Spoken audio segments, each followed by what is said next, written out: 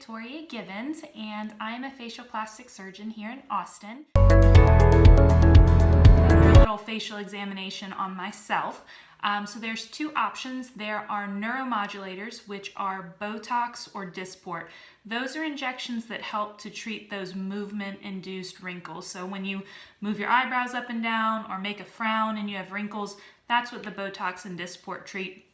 Whereas fillers, if you have deeper etched lines, meaning non-movement based, so if you're just looking at your face and you see lines sitting here or a deepening of the area here, that's what fillers are for. They actually fill in spaces.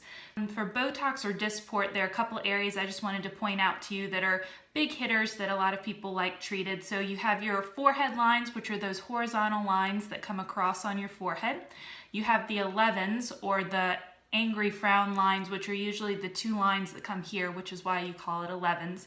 Some people want a little bit of a brow lift. It's a very subtle lift to help elevate the brow, but you can do that with either Botox or Dysport, and that's called the lateral brow lift.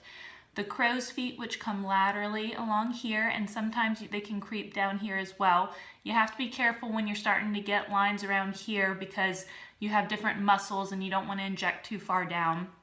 There are also a couple of things that you can do around the nose, the bunny lines, these lines that form here, and a little bit of a tip lift. So if you inject just a little bit of Botox right here, it slightly turns the tip up and it will drop some of the lip down so that it looks a little fuller.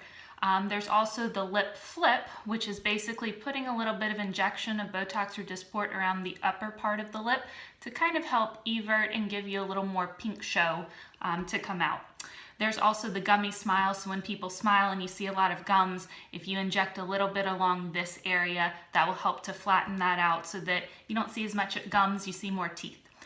There's also jawline slimming, so some people have wider areas right here, and if you just inject into this muscle on either side, it helps to kind of sculpt and slim. It gives you better jawline definition, highlights your cheeks, and it's also the same injection used for if you have significant TMJ or temporomandibular joint, a lot of pain in this area, you inject Botox in that same area, so it's kind of a 2-for-1.